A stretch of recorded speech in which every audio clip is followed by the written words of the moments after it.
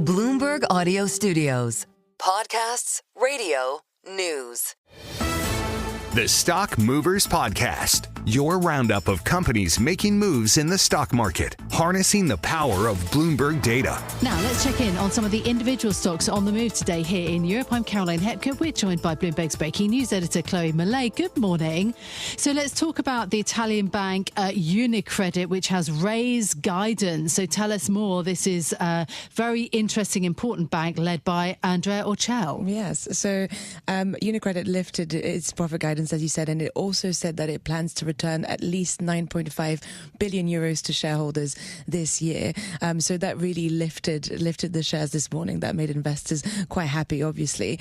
This is particularly interesting because it comes just a day after UniCredit withdrew its offer for Banco BPM, saying that it effectively could not secure government authorization. That's, of course, a bit of a setback for the CEO, who has been pursuing all of those different takeovers and keeps really encountering some obstacles. So its approach for Commerzbank is also at the moment halted. It's at an impasse, also because of government opposition. But the fact that the earnings were positive, the shareholder payout kind of promise lifted the shares, and that was enough to make investors quite happy this morning. Yeah, absolutely. UniCredit shares up more than 3%.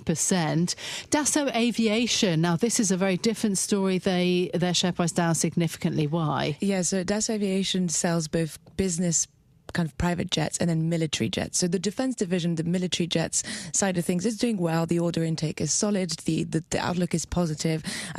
Where it is suffering is the private jet division, and a lot of that has to do with tariffs. So it said that the orders were weak, and that is because tariff uncertainty is delaying production, and that is in turn impacting the sales. So that has dragged the shares lower. Another piece of the story for Dassault Aviation is that it is also currently embroiled in a bit of a fight with Airbus over the development of a next generation fighter jet. So Friedrich Merz and Merz and Macron are set to meet in Berlin to kind of discuss who is going to lead on that effort. So that is also kind of complicating the picture there for Dassault, and shares are down as a result of both of those stories there. Yeah, Dassault's Falcon jets, of course, the most interesting and important. In terms of the German software company SAP, also down, what are the tailwinds, the major issues for them?